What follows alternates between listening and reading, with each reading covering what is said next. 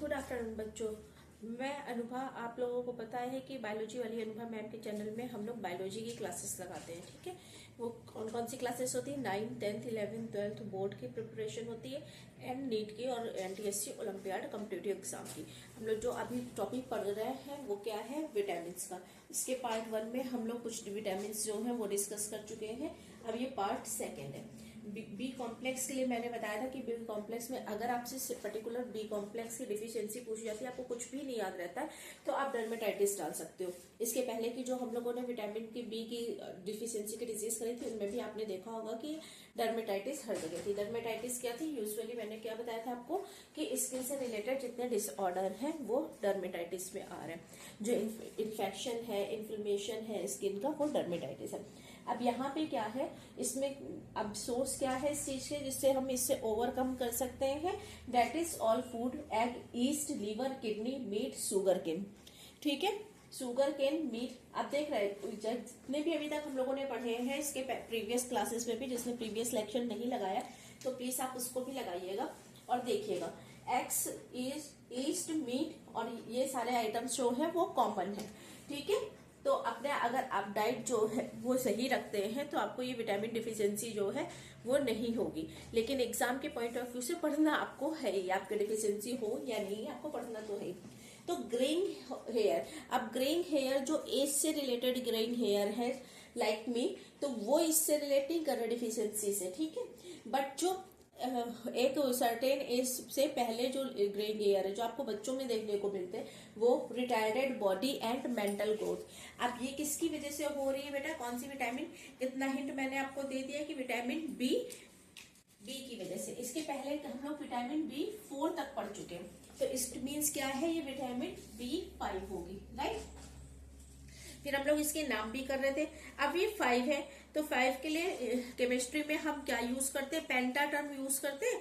तो उसी से रिलेट करते हुए इसको याद रखिएगा, पेंटोथेनिक एसिड। ठीक है, पेंटा टर्म होता है ना, केमिस्ट्री तो आप लोगों ने पढ़ी होगी। 5 कार्बन के लिए हम पेंटा यूज करते हैं ना, तो अब इसको इसी से रिलेट करिएगा, पेंटोथेनिक एसिड। पेंटोथेनिक एसिड, ये विटामिन B5 का नाम है, पेंटोथेनिक एसिड।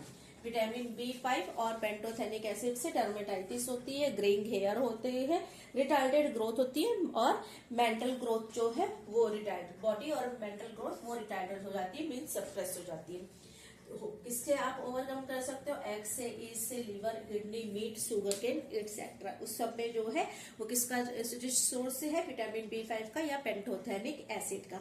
अब नेक्स्ट जो है वो स्किन लेसेंस, जो स्किन में छोटे छोटे से दाने हो जाते हैं। लॉस ऑफ एपेटाइट, भूख की कमी, वीकनेस, हेयर फॉल। तो ये किसकी वजह से हो रहा है बेटा? ये हो रहा है विटामिन H। आप लोगों ने बायोटीन कंपनी सुनी होगी ना बेटा, विटामिन H। ठीक है, बायोटीन कंपनी आप लोगों ने सुनी होगी कि क्या बनाती है? शैम्पू बनाती है, तो आप उससे रिलेट कर सकते हैं। ठीक है, तो हेयर फॉल जो है वो रिड्यूस होता है। बायोटीन कंपनी का ब्रांड जो है, ब्रांड एम्बेसडर बनके याद रखिए, बायोटीन जो है वो विटामिन H से।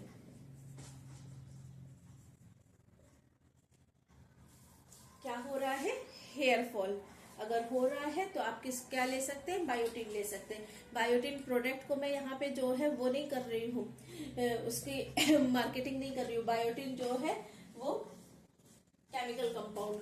ठीक है, अब नेक्स्ट मैंने यहाँ पे लिखा है grain vegetable, yeast, kidney, liver, soybean और इंटेस्टाइनल बैक्टीरिया। देखिए, इंटेस्टाइनल बैक्टीरिया वो गुड बैक्टीरिया है जो आपके इंटेस्टाइन में रहते हैं और कुछ मॉलिक्यूल्स को सिंथेसाइज करते हैं। वो इसके जो है सोर्स डिफिशियंसी को ओवरकम कर सकते हैं उनसे आप। ठीक है, तो अब ये जो है विटामिन एनीमिया और रिटार्डेड ग्रोथ। ठीक है, ये किससे ओवरकम कर सकते हैं? Folic acid. आप लोगों ने अगर किसी ने क्लॉटिंग पढ़ी होगी, ब्लड क्लॉटिंग, तो आपको पता होगा फॉलिक एसिड का रोल। और अगर नहीं पढ़ी तो अभी हम लोग वहां पे जो है वो क्लॉटिंग नहीं पढ़ रहे हैं। अभी हम लोग देख रहे हैं कि जो एनीमिया है, रिटार्डेड ग्रोथ है, वो किसकी वजह से जो है हो सकती है? फॉलिक एसिड की वजह से। तो आप इसको विटामिन ना लिख के, और अगर आप विटामिन लिख रहे हैं तो अगर किसी को पता है कि इसको फॉलिक एसिड को हम कौन सी विटामिन बोल सकते हैं तो प्लीज मुझे कमेंट बॉक्स में बताइएगा, अदरवाइज मैं आपको शॉर्ट में बता दूंगी कि फॉलिक एसिड जो है वो कौन सी विटामिन।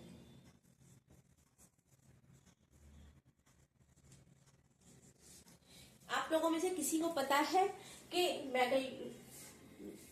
आप लोगों में से किसी को पता है, यहाँ पे मैंने लिखा है पर्नीशियस एनीमिया। पर्नीशियस एनीमिया के अलावा भी कोई एनीमिया होती है? देखिए नीट स्कॉलर्स को ये पता होना चाहिए।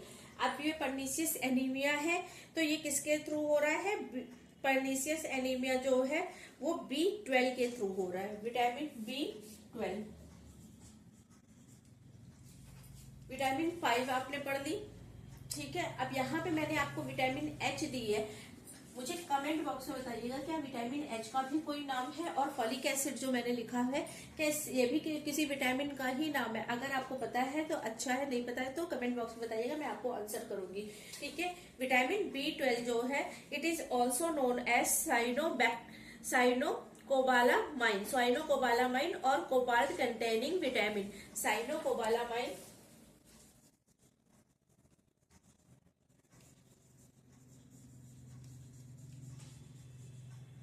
और कोबाल्ट